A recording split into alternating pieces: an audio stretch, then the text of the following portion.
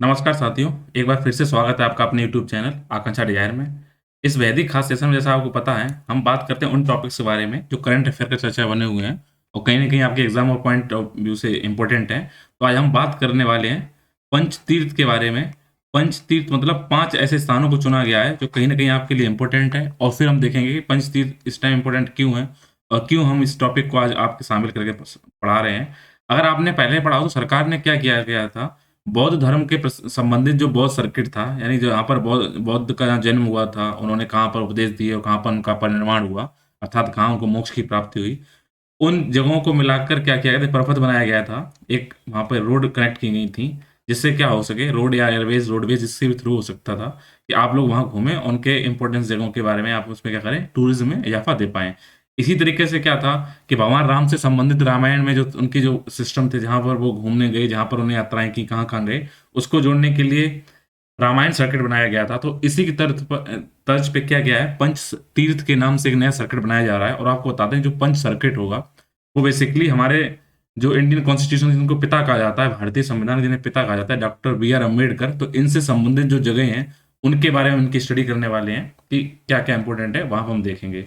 तो एक बार हम समग्र रूप से देख लेते हैं। आपके सामने भारत का नक्शा है, तो इसमें कुछ इम्पोर्टेंट स्थान हैं, जहाँ पर क्या किया गया है, उसको कोशिश की गई है वहाँ पर कि पंचतीर्थ में कौन-कौन चीज़ें आपको इम्पोर्टेंट याद रखनी पड़ेंगी। इस सीक्वेंस में आप चाहें तो ना ही पढ़ें, कोई दिक्कत नहीं होगा, लेकिन मैं इसको इसलिए पढ़ाना चाह रहा हूँ, जिससे कि आपको क्या पता चल जाए कि एक तरीके से अगर आप एक सिस्टमैटिक तरीके से याद रखेंगे, तो आपको ध्यान रहेगा कि पंचतीर्थों में कौन-कौन से स्थान शामिल हैं। तो अगर भारत के नक्शे की बात की जाए, तो सबसे इम्पोर्टेंट यहाँ पे जो पहला नाम यहाँ पे आता है, वो है मध्य प्रदेश का मऊ। और मध्य प्रदेश का मऊ इसलिए पंचतीर्थ में शामिल किया गया है कि मऊ पे क्या हुआ था, जो हमारे अम्बेडकर जी हैं, उनका जन्म स्थान है ये। मऊ जो एमपी के अंदर है, ये आपको राज्य एमपी है, तो इसलिए यहाँ पे पहला यहाँ पे नाम दिया गया है।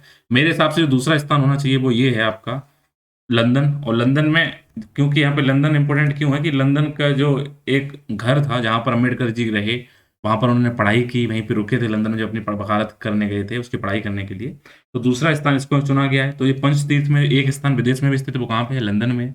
तीसरा जो मेरी नज़र में जो उनको तीसरे अगर सीक्वेंस देना चाहते हैं, वो है आपका महाराष्ट्र का नागपुर जिला। और नागपुर जिला इसलिए इम्पोर्टेंट है तीसरे नंबर पर, क्योंकि यहाँ पे क्या हुआ था, बौद्ध जो धर्म था उसको इन्होंने मान लिया था अम्बेडकर जी ने। तो अगर आपसे क्वेश्चन ये आता है कि किस स्थान पर अम्बेडकर ने बौद्ध धर्म को अपनाया था, तो वो नागपुर है। वहाँ पर इन्होंने अम्बेडकर क्या हुए थे, बुद्धिज़्म को इन्होंने अपना लिया था। 4th नंबर पे जो इम्पोर्टेंट का जो पॉइंट है, जो पंचतीर्थ में शामिल है, वो है दिल्ली। और दिल्ली का रेज़िडेंस जहाँ पर क्या किया गया था, जब लास्ट ईयर जब वो अपने जीवन के जो अंतिम समय था, तो वो यहाँ पर रहे, कानून मंत्री थे इस टाइम भारत के, फिर बाद में उन्होंने इस्तीफ़ा भी दिया था 1956 के आस-पास।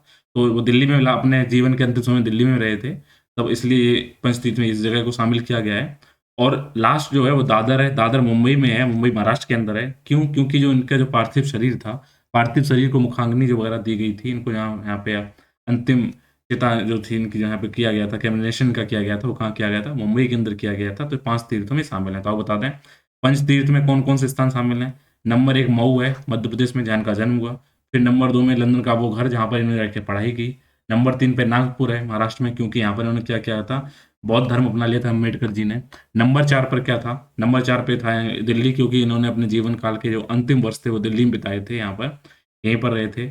उसके बारे में बात करें। और 5वां इम्पोर्टेंट था दादर। दादर में क्या हुआ था, इनकी बॉडी का जो क्रेमेशन किया गया था, अर्थात जो इनको मुखाग्नि दी गई थी, वो इस जगह पे दी गई थी। इसलिए पाँचों टॉपिक आपके लिए क्या है, इम्पोर्टेंट हो जाते हैं। तो उम्मीद है आपको ये आज का जो टॉपिक है समझ में आया होगा और ये ना केवल आपकी नॉलेज को एनहांस करेगा और कहीं न कहीं आपके एग्ज़ाम पॉइंट ऑफ व्यू से भी इम्पोर्टेंट होगा। मिलेंगे अब एक नए सेशन में नए टॉपिक के साथ, तब तक के लिए अपना ख़्याल रखिए और पढ़ाई को करते रहिएगा। Thank you.